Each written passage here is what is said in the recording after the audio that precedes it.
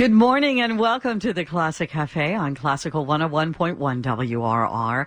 I'm Nancy Brunson, your host for this hour. There's a chamber music festival, one of the most highly touted ones that occurs in this area, that is going to happen beginning on June 30th. And my first guest is Curt Thompson. And as a matter of fact, the Shostakovich is going to be performed during the festival. Curt Thompson, who is the founder of the Mimir Chamber Music Festival. It's a strange name, I know, Mimir, M-I-M-I-R.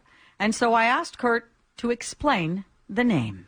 Everyone asks that question, and Mimir is the god of wisdom in Norse mythology. I started this with a friend from college named Johan Frost, or Frest as it's pronounced, and we were going to start it in Sweden. But when I got the job as a quite young man of 26 at TCU, we decided to start it in Fort Worth, and our only sources of funding were Swedish organizations, which I have to say there were a surprising number of them in the U.S., and due to the funding sources of Texas Swedish Cultural Foundation and others, we looked through Norse mythology for a god of music. Unfortunately, there was no god of music, but Mimir was the god of wisdom. He drank from the river of truth, and upon his death, I believe, he was decapitated and his head was kept as an oracle. So you can read what you like into the Viking heritage, but that's how we got the name. We tried desperately to change the name. I thought that Absolute Vodka Chamber Music Festival or Saab or Ericsson Mobile Phones, which was here at the time, sounded much better, but unfortunately they were not interested in becoming corporate sponsors. So 19 years later, we are still the Mimir Chamber Music Festival. I think at this point you have your brand, because this festival gets such praise every time it happens. And like you just mentioned, it's 19 years.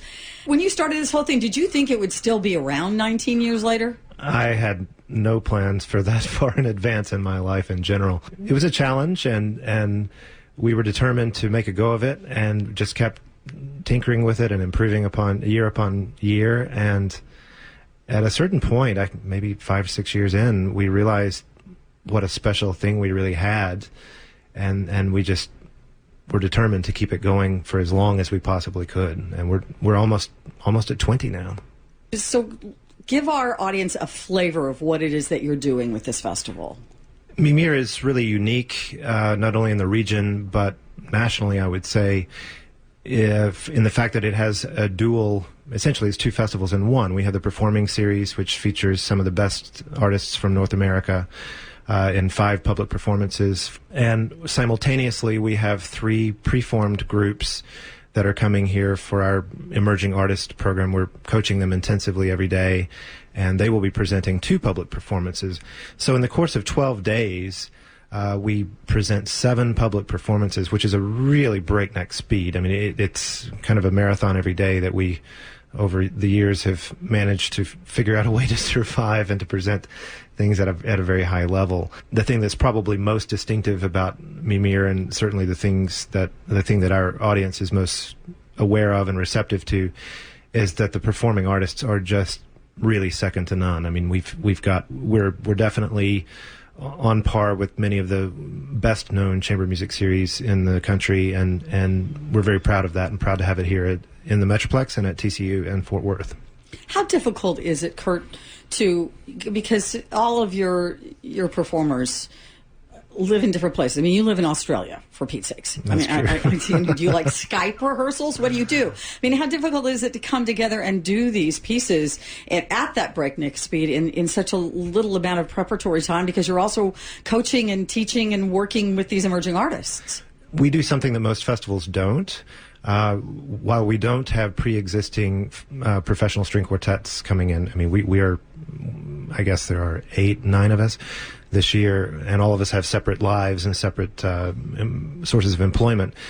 But Brant Taylor of the Chicago Symphony, this will be his 19th out of 19 seasons. Stephen Rose, who I've known since I was 11, as a matter of fact, and he's principal second violin of the Cleveland Orchestra. I think this is his 16th out of 19, and the 2 of them happened to be in a professional string quartet years ago. So the answer to your question is that by bringing people that we know and who we have performed with quite often. And certainly we have new people. Carol Cook from the Chicago Lyric Opera is joining us for the first time. We understand each other, and when we sit down at the first rehearsal, it's as if we've already had several rehearsals before beginning. We know each other's cues, we know each other's tells, if you know what I mean. The raise of an eyebrow tells you something, and if you know your people, you know what it means. So, so we hit the ground running. We also know everyone's prepared when they land at DFW, and we maximize the time, and we save a little time for fun too. I might mention, we have a great time doing this. Friends having fun coming together in North Texas. That was Curt Thompson, the founder of the Mimir Chamber Music Festival, also a violinist of much note himself. Well, once again, Curt Thompson returns now to talk to us a little bit more about what's going to be happening at Mimir. So tell us what you are going to be doing in the festival, what pieces you're going to be performing, Curt. I'll be performing a piece by Mason Bates, who is a young, I say young because he's slightly younger than I am, American composer. This is a piece that Brant brought to my attention. He knows Mason Bates, so and they've discussed the piece, so we do have a little bit of insider information. I'll be playing in a relatively unknown string quartet by Respighi. This is a piece that I heard not long ago and thought it would be really wonderful to program. That we do pride ourselves in our programming.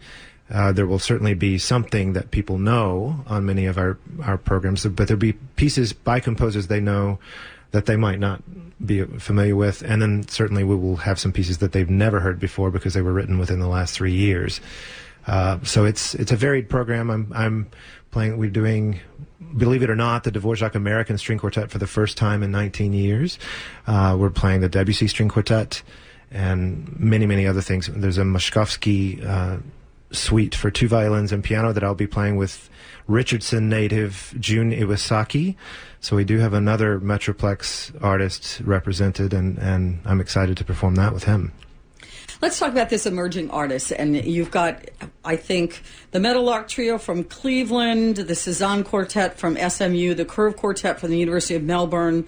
What exactly do you look for when you're looking for emerging artists, first off? These groups have been chosen by an international audition process, and we've started inviting preformed groups within the last few years because it has some obvious advantages. They're familiar with each other.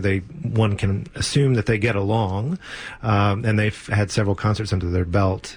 Last year, in fact, we had a quartet that had just before coming to us won the silver medal in the Fischoff Chamber Music Competition. Wow. And we were actually lucky enough to take them to Melbourne with us. They were based at Los Angeles' Colburn School of Music. So we're looking for college-aged, pre-professional, but with professional ambitions, people that really can put a power-packed performance in front of our audiences in Fort Worth. Do they work one-on-one with one of the artists that's there for a certain piece? Do you assign them out so that you sit down, or is there 2 or 3 of you sitting there putting your heads together and saying, wait? We have it is something we put some thought into, obviously. They're sort of assigned a general coach that may work with them for 2-3 days, and we rotate those coaches throughout the festival. We also have 3 master classes where all of the faculty are working with these groups. So on several occasions, it's not unusual for us to have more of us on stage than there are of them. Sometimes 5 to 4 even. So they get a really different approach than I think is done anywhere else, certainly any other place that I'm familiar with. And it's really exciting to see them develop through the course of the week. They get excited about it. Of course, there's some cultural opportunities for them to see the museums that we have. And we've really enjoyed watching probably 300 of them over the course of the years. And many of them at this point are landing some quite high-level professional positions. So it's been a pleasure to have had and to continue to have a hand in helping these talented young people on their way towards a professional career in music. We've been talking to Curt Thompson, the founder of Mimir, who stopped by, and we're going to have a little discussion about chamber music next, because This is a chamber music festival, and it is one of the most highly touted one in the area. It's been cited in the New York Times and Travel and Leisure magazine as a summer hotspot for classical music. And the 2015 season was recently included for the 8th time in their 19 years in the Dallas Morning News' listing of top 10 musical events of the year. So once again, Curt Thompson and I having a little chat in the Classic Cafe on Classical 101.1 WRR. And there is something to be said. I want to put a plug in for chamber music. The intimacy of a chamber music performance is just something that needs to be experienced. It's a little bit like a cross between, if you could say, classical music's version of jazz, where even though the notes are not improvised, some of the inflections might be. It's a very malleable form, which is part of why it's so very, very difficult.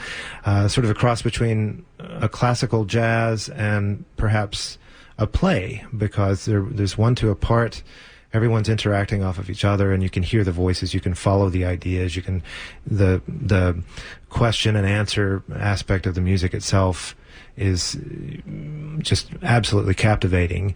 Many of our audiences have, for some of them, this is the first chamber music experience they've had, and we love it when they come, because they always come back and they always tell us what an impression it made upon them. So it's a lot of fun. It is probably the most difficult thing a professional musician can do, because it is so intricate and so sensitive and so dynamic, and that's one of the things that draws us to it. It's an exciting summer. We're very happy to be here, and we're hoping that people come join us for some exciting performances. Believe me, these programs are not something that your audience would be bored to attend. They're really exciting. We're carefully choosing that repertoire and presenting it at a world-class level. The Respighi is very intriguing to me, Curt. It's a beautiful I love piece. Respighi. He was a violinist, I learned, and that's such a hauntingly beautiful piece of music, and I'm surprised it's not played more than it is. And maybe we can excite some people with a piece that they have not heard before. Faculty performances are June 30, July 1, July 3, 5, and 8. And with the exception of the July 3rd performance, which is at the Kimball, all of those performances are at TCU's PepsiCo Recital Hall at 7:30 p.m. The matinee at the Kimball is at 2:00 p.m. Our website, I'll spell out the name, Mimir. It's not a household name yet. We hope it will be. It is MIMIR Festival, all lowercase, so mimirfestival.org, and there you can find a full lineup of faculty, the bios and the performance information. Find out, or you can read about the pieces we're performing. Ticket sales, everything is available right there in one stop. That was Curt Thompson, the founder of the Mimir Chamber Music Festival on the Classic Cafe on Classical 101.1 WRR.